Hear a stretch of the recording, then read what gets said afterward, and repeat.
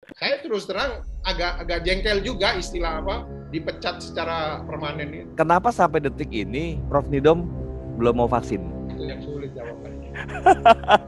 Jadi tadi tujuannya adalah apakah ini direkayasa pandemi ini yang banyak di medsos itu pandemik. Apa benar Prof? Banyak pandemik itu Prof sesungguhnya di negara ini, di dunia inilah, di dunia ini. Apa betul ada itu?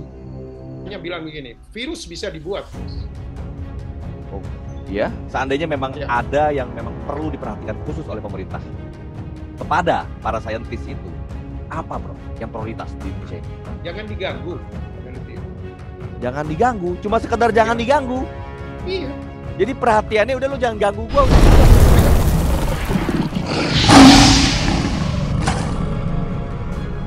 Assalamualaikum warahmatullahi wabarakatuh, teman-teman semua. Balik lagi bersama gue Vasco Rusemi di Macan Idealis.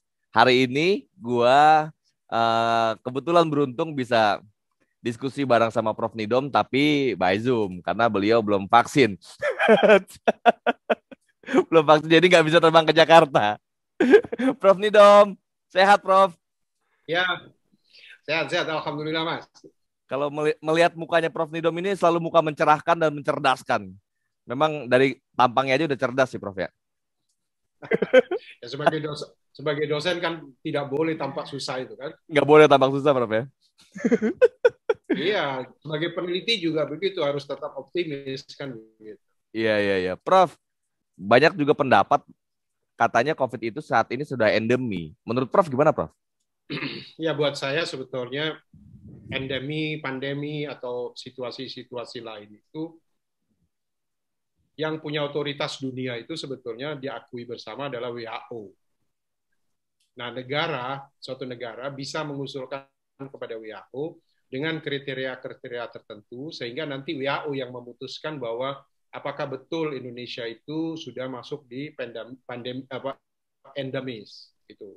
Tanpa ada keputusan dari WHO itu ya artinya bahwa eh, pengumuman sepihak.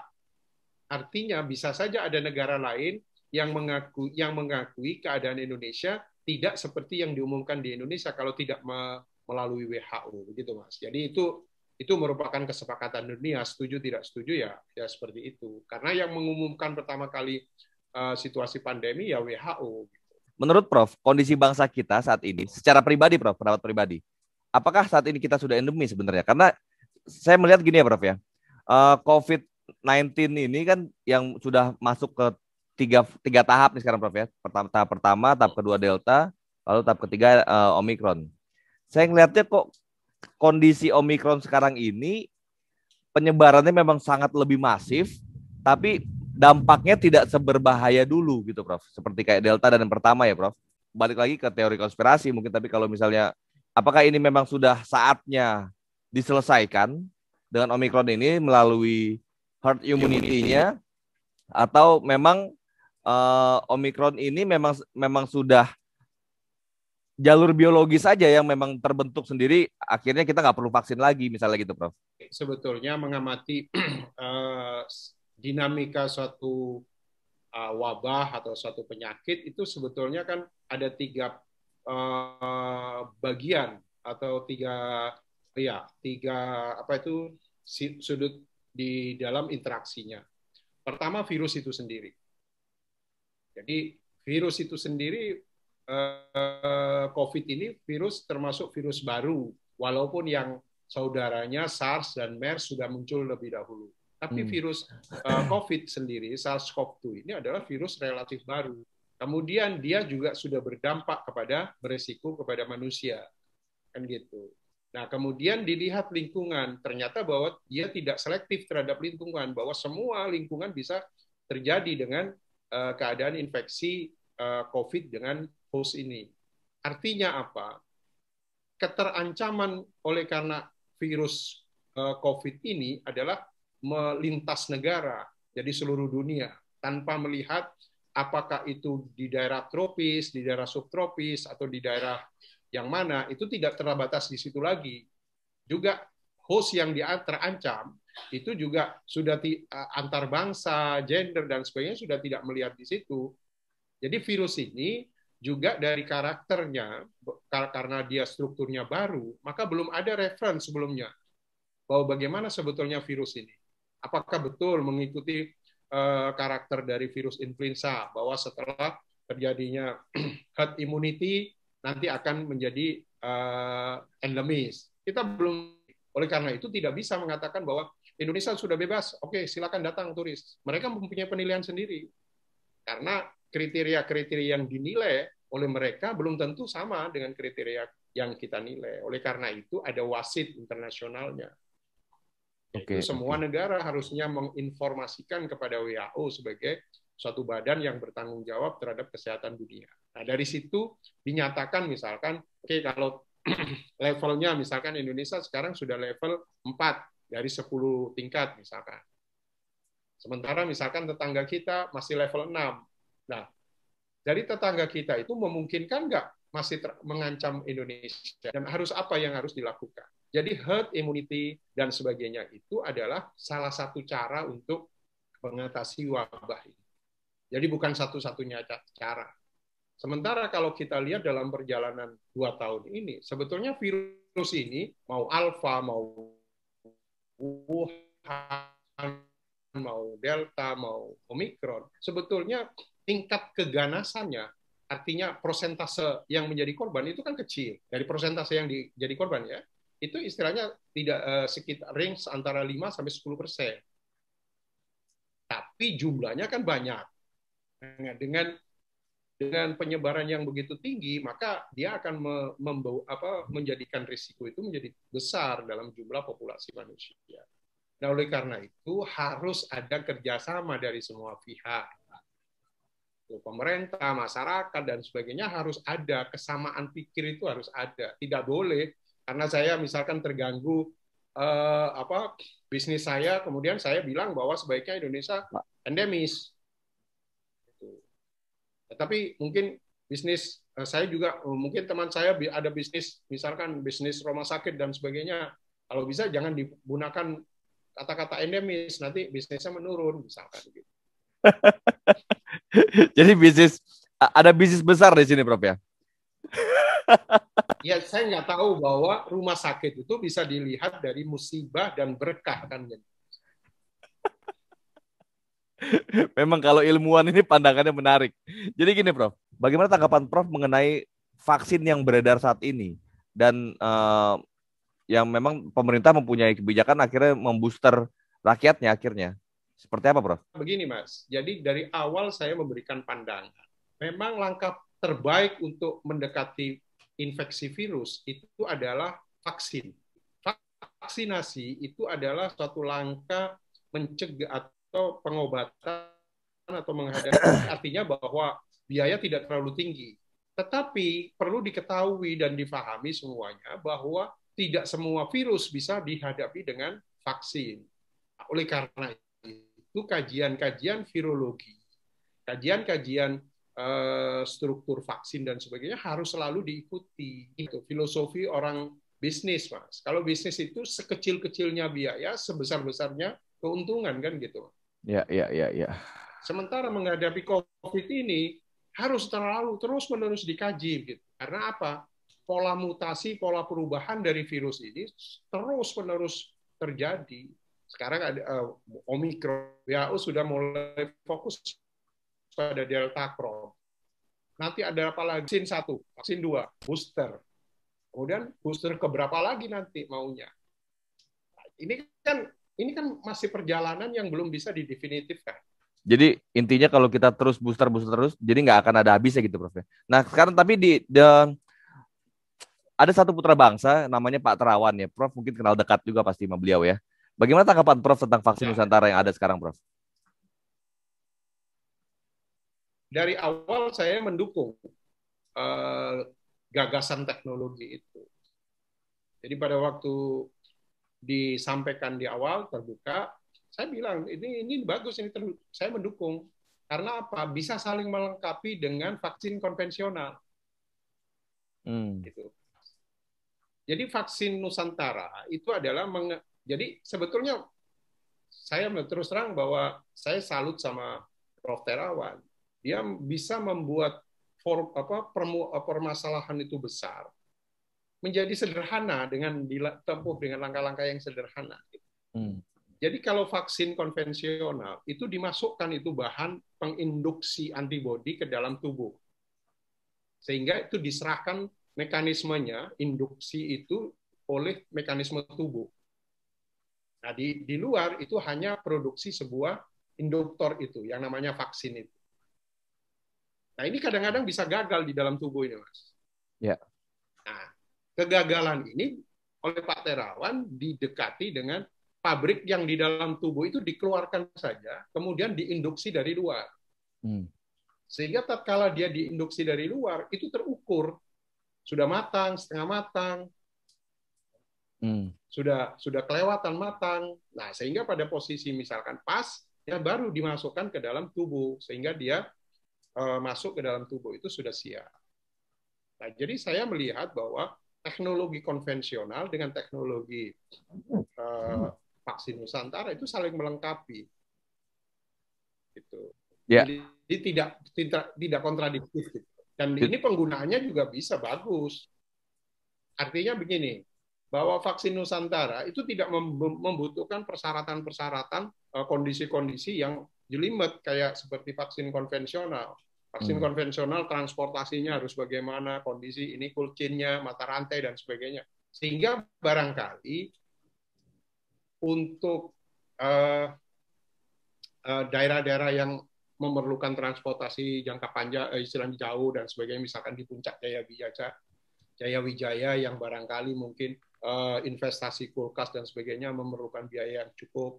Dengan vaksin Nusantara bisa didekati. Jadi bisa di daerah-daerah mana ini vaksin Nusantara bisa diaplikasikan, sementara vaksin konvensional bisa dilakukan. Nah, kemudian misalkan dengan vaksin Nusantara, ada kegagalan karena genetik, misalkan begitu. Ini baru bisa dilakukan dengan vaksin konvensional. Di lain tempat atau di individu lain, vaksin konvensional kurang begitu bagus. Daripada di booster, lebih baik pakai vaksin Nusantara. Ini suatu dinamika yang sangat-sangat harmonis. Saya melihat dari aspek keilmuan ya. Jangan dilihat dari kacamata Mas Fasko lah. Bisnis terus nanti.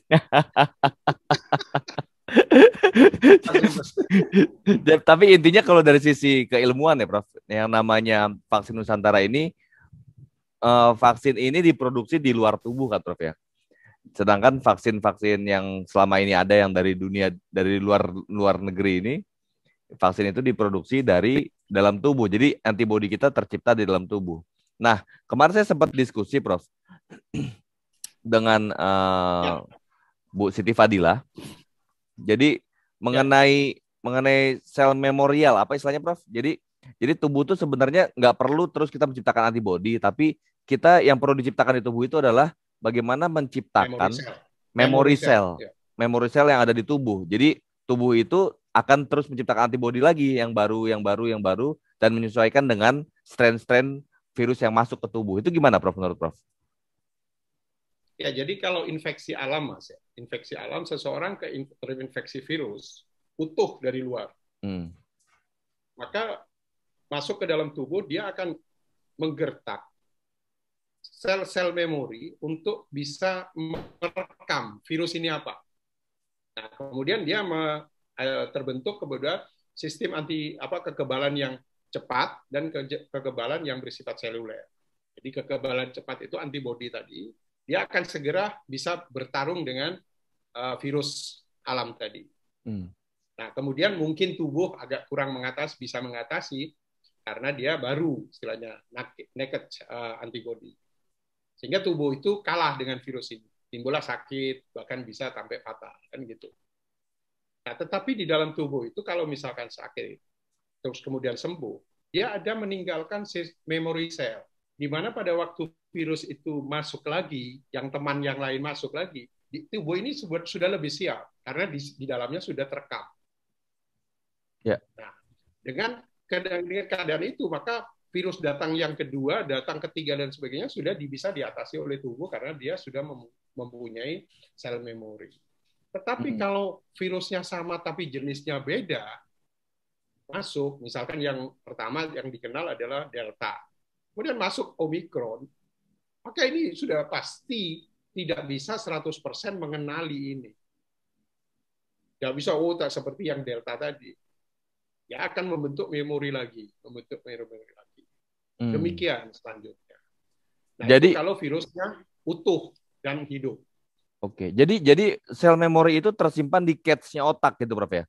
Jadi di otak kita ini berarti sudah banyak atau di mana, Prof? Bukan memori dalam arti bahwa respon neuron ya, bukan di otak, bukan. Maksudnya bahwa ada sel respon imun, sel-sel kekebalan tubuh itu yang bisa bersifat mememori, mengingatkan. Ini memori Mas Vasco ketemu saya misalkan, tahun Nidom orang Surabaya misalkan gitu. Jadi ada di memorinya Mas Vasco bahwa saya pakai bahasa Madura juga pasti akan mengerti Pak Nidom misalkan begitu. Iya. Tapi kalau misalkan ada kembaran saya tapi bukan saya, misalkan tapi dari orang Padang misalkan gitu, pakai bahasa Madura dia nggak nyambung, Mas. Oke, tapi maksud saya gini, Prof. Jadi sel memori ini dia yang memerintahkan tubuh untuk menciptakan antibodi kayak gitu kira-kira, Prof ya? Betul. Tapi itu yang ya. Jadi istilahnya serangan cepat dan serangan menengah kan gitu. Oke.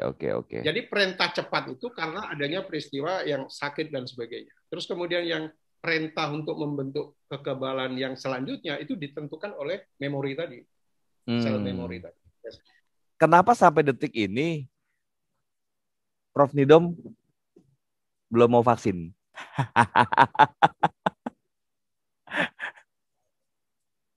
Wah, itu yang sulit jawabannya. Ya, sebetulnya bukan belum mau vaksin. Sebetulnya saya menyediakan kepada industri vaksin yang membutuhkan relawan yang belum divaksin kan gitu. Oh iya. Kan bisnis juga kan, Mas. Iya. Saya belum pernah ditawar oleh industri vaksin. Iya. Pasti mahal harganya dalam situasi begini mencari orang yang belum divaksin. Mahal, Mas. Nggak bisa, 500.000 nggak cukup. Nggak cukup. Saya berada di tengah arena itu. Gitu. Iya. Tapi Prof udah di vaksin Nusantara. Sampai sekarang belum ada, Mas. Kenapa? Udah di vaksin ya, Prof ya? Vaksin Nusantara udah ya? Oh iya. Udah di vaksin Nusantara ya. Nah, Prof. Ya. Kemarin Dokter Terawan sempat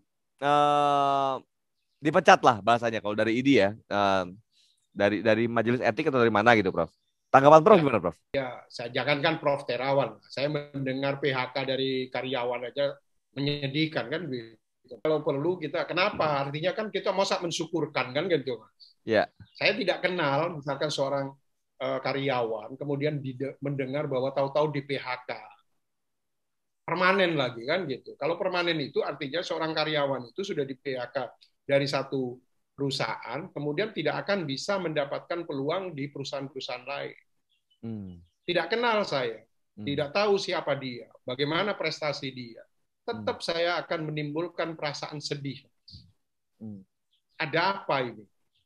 Kan gitu pertanyaannya kan? Apakah memang Tuhan itu menciptakan seorang ini yang dipecat itu memang tidak berfungsi sama sekali? Tidak mungkin Tuhan menciptakan manusia dalam keadaan kondisi yang paling rendah.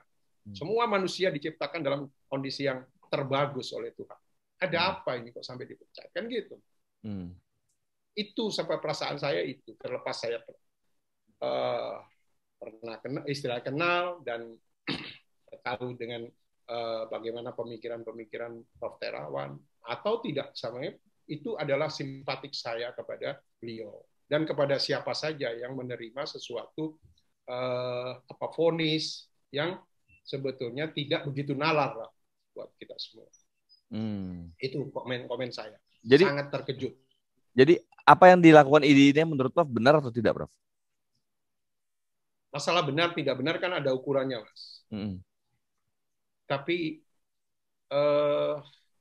istilahnya apa ya? Ini kalau misalkan di Surabaya ini kan dulu ada ludruk, Mas. Ya. Iya. Kemudian malam Jumat biasanya ludruk atau Sri Mulat itu biasanya melakukan filmnya itu adalah horor biasanya. Dracula. Loh ini kok malam Jumat dangdutan gitu.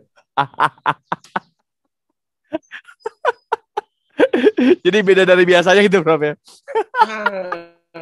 Nggak bisa dinalar gitu loh. Nggak Ada bisa apa ini dinamakan. gitu. Iya, iya, iya, iya. Ini jadi timbul pertanyaan ya, Prof. Karena memang sementara ini kan ID itu harusnya ya sebagai orang tua ya, kalau kata Bu Siti Fadilah, harusnya ID itu sebagai orang tua yang mengayomi para putra bangsa, dokter-dokter, organisasi profesi kan, untuk mereka ini lebih mudah untuk berinovasi lah gitu. Tapi di saat ada putra bangsa yang kira-kira banyak menemukan sesuatu, justru malah nggak, malah dipecat permanen. Ini menarik juga, Prof. Tapi gini, Prof, saya dapat kabar dari teman-teman dokter yang seangkatan saya, Prof ya, yang masih muda-muda. Jadi mereka ini bilang katanya dokter-dokter di Indonesia itu ternyata kalau kita mau praktek di luar negeri itu kurang diakui. Jadi harus ada penyetaraan lagi.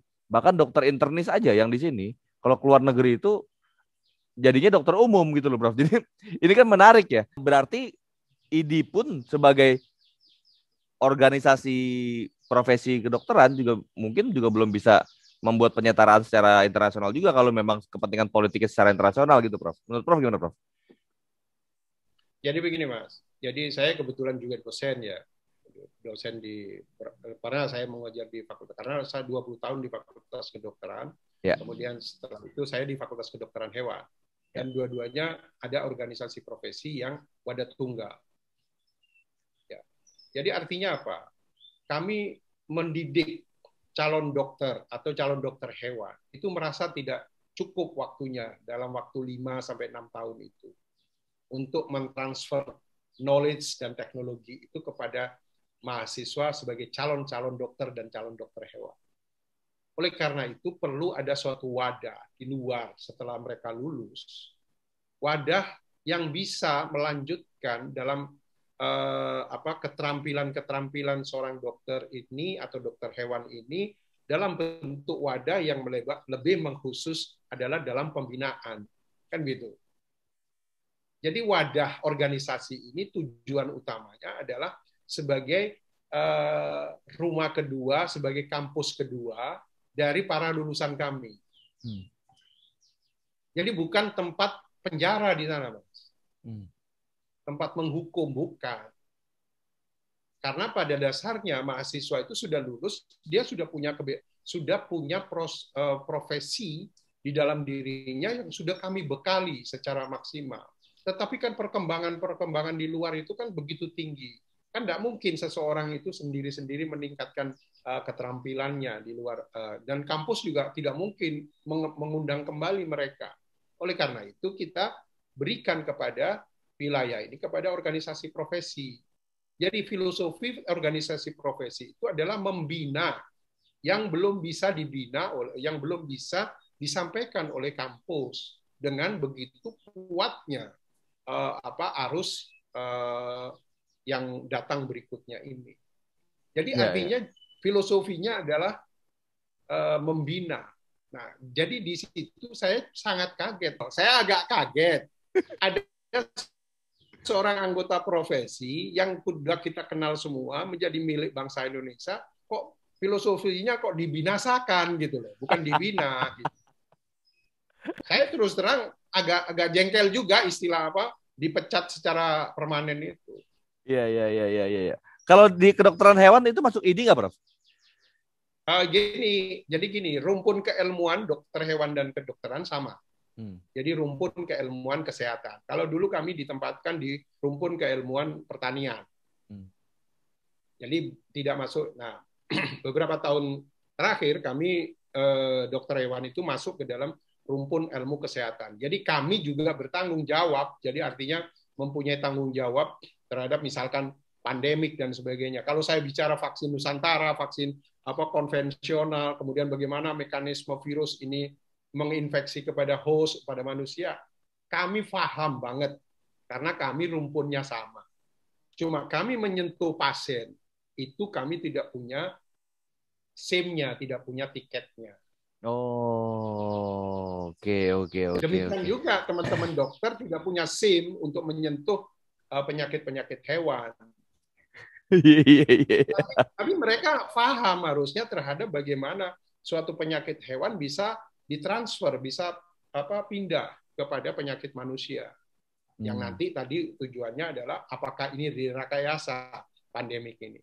Yang banyak di medsos itu pandemik begitu. Apa benar, Prof? Banyak pandemik itu, Prof, sesungguhnya di negara ini, di dunia inilah, di dunia ini. Apa betul ada itu? Saya hanya bilang begini, virus bisa dibuat, Mas. Oh, iya? Ya. Jadi virus itu bisa dibuat dan hasil dibuatnya itu tergantung.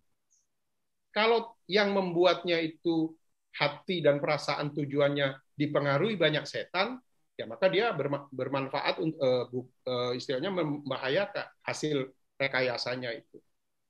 Tapi kalau perasaan dan tujuan dia membuat virus itu dengan tujuan kebaikan, ya berarti tidak ada masalah.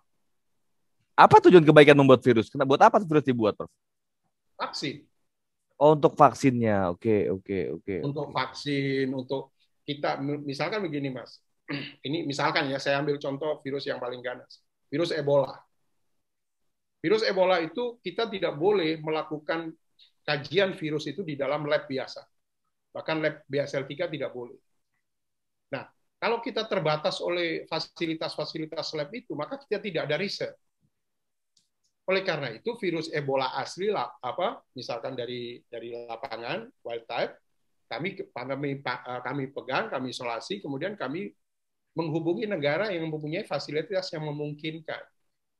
Misalkan Amerika mempunyai BSL-4. Kami numpang di sana melakukan rekayasa terhadap virus alam ini, kita jinakkan. Yeah. Kita turunkan derajat keganasannya.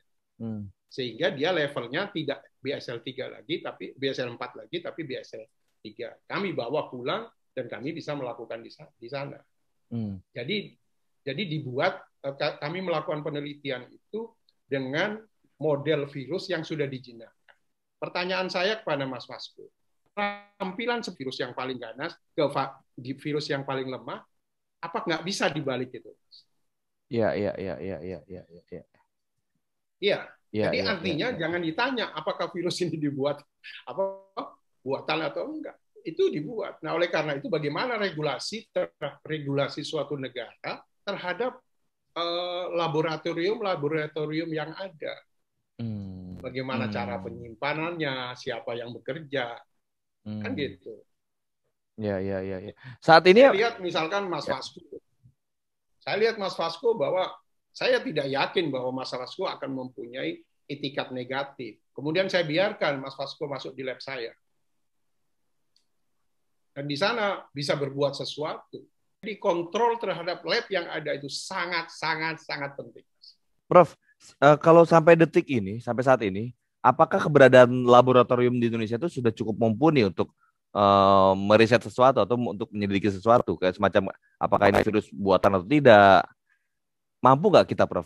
Karena saya dengar juga, Prof, banyak teman-teman dan senior-senior yang memang punya kapabilitas luar biasa, kompetensi yang luar biasa, itu akhirnya dipakai di luar negeri karena SDM kita pun cukup luar biasa, Prof. Tapi dari sisi laboratoriumnya, apa kita udah cukup mumpuni, Prof, di Indonesia ini? Ya, antara peneliti dengan pemerintah itu kan akan terjadi interaksi. Kalau penelitinya menganggap bahwa ini harusnya dipedulikan, tapi kalau pemerintahnya tidak peduli, mau apa? Nah, jadi itu menurut para peneliti, apakah pemerintah saat ini belum peduli terhadap peneliti? Belum memprioritaskan di dalam proses penelitian, baik penelitian utama maupun penelitian prioritas. Mudah-mudahan, saya bilang ya, mudah-mudahan harapan besar saya, dengan dileburnya menjadi satu BRIN, maka ada kekuatan besar di sana yang selama ini menjadi kendala, yaitu masalah dana, masalah interaksi, kolaborasi antar ini. Saya berharap bahwa BRIN ini bisa menjadi breakthrough atau jalan keluar dari kemandekan penelitian selama ini. Saya secara pribadi dengan beberapa teman sampai tidak telaten, istilahnya tidak sabar bahwa kami membentuk suatu lembaga swasta sendiri, lembaga riset sendiri yang kami namakan Profesor Nilom Foundation gitu. Jadi kalau dicurigai apa-apa, cari orangnya masih ada. Gitu. Iya, iya, iya, iya. Ada keterbatasan paradigma antara antara eh, pemegang kebijakan dengan para peneliti. Karena kebetulan basic saya kan juga di teknik, Prof, ya, teknik kimia. Jadi sedikit Ya, juga berhubungan dengan para peneliti-peneliti itu, Prof, dulu di UI. Nah, pandangan bagi para teman-teman itu, mereka saat ini nih apatis terhadap kebijakan politik yang ada di Indonesia. Untuk bisa sesungguhnya untuk juga bisa ikut membantu gerakan apa yang dibuat oleh mereka, baik itu penemuan baru dan yang lain-lainnya, Prof.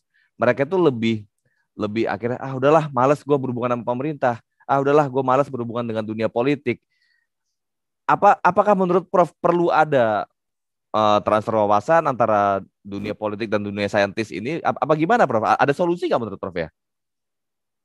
ya, saya mudah-mudahan dengan banyaknya gelar doktor, baik doktor honoris causa maupun betul-betul kuliah di universitas, kemudian juga banyaknya guru besar, baik guru besar memang sesuai dengan ke bidang keilmuan maupun profesor honoris causa dari teman-teman dari masyarakat dari lingkungan non kampus itu bisa Oh, membawa istilahnya harapan baru bagi oke. tumbuhnya riset-riset. Dengan demikian, Oh, maka mudah-mudahan tidak ada jurang pemahaman yang berbeda. iya, Ya iya, sulit, Mas, kalau misalkan harga harga minyak goreng naik, kemudian langsung hari ini diteliti besok murah kan gitu. iya, iya, iya, iya, Jadi iya, iya. artinya ada suatu tahapan penelitian itu yang terus-menerus ajak istiqomah, Hmm, konsisten kepada apa yang ingin ditunjukkan. Jadi saya setiap tahun kepada mahasiswa baru, saya selalu menghimbau, kalian menjadilah 10% peneliti. 10% dari kalian itu menjadi niat memang betul-betul menjadi peneliti. Sampai saya bilang, peneliti tidak punya uang, tapi kaya raya. Saya bilang, ini perlu ditumbuhkan bahwa generasi ini memang harus ditumbuhkan sebagai generasi yang memang berminat untuk penelitian. Karena penelitian itu nanti akan menghasilkan inovasi baru, yaitu dari inovasi baru akan menghasilkan pertumbuhan ekonomi. Pasti itu. iya, Jadi iya, suatu iya. negara jangan mengharapkan suatu pertumbuhan ekonomi dengan baik kalau risetnya tidak dibenahi.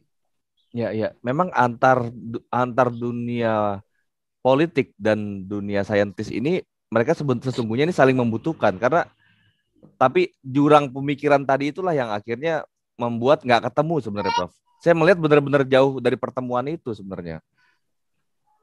Tadi menarik yang Prof sampaikan Iya, betul.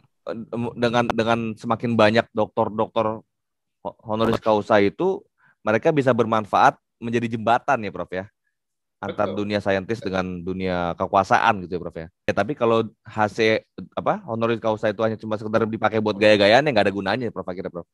Ya nanti tahun 2004 kan banyak. 2024 kan banyak muncul itu. Nah, apa-apa. Bagus itu.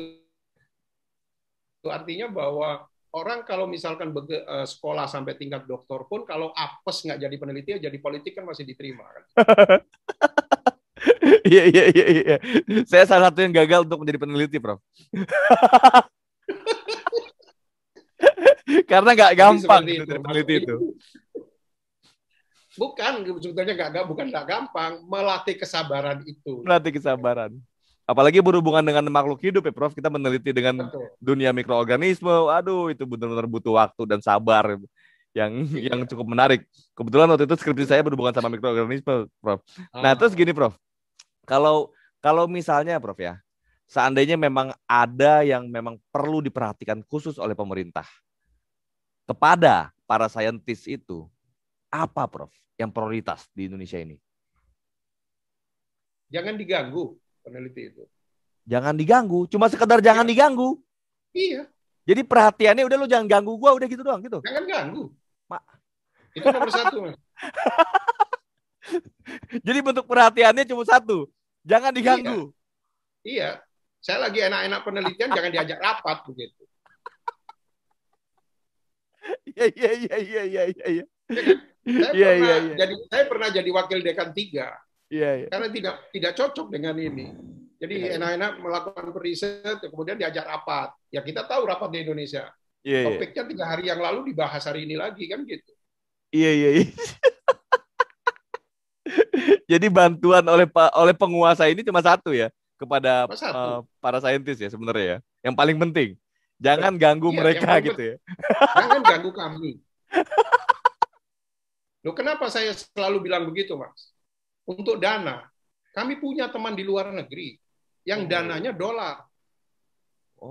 Saya tinggal jual ide saja. Kami mempunyai pemikiran begini. Saya pernah lakukan, Mas, itu. Saya bilang kepada teman-teman di Tokyo, saya punya ide begini, tidak punya dana. Tapi kalau mengajukan nanti kan tahun depan, sesuai dengan anggaran. Saya bilang kepada teman saya, tolong dong saya diundang sebagai visiting professor. Kemudian sebagai visiting professor itu loan-nya itu kan lebih tinggi, Mas, daripada sebagai ini. Kami diundang 2 minggu misalkan di Tokyo. Nah, kami hitung. Nah, pengeluaran kami bawa mie instan aja banyak-banyak dari Indonesia kan gitu.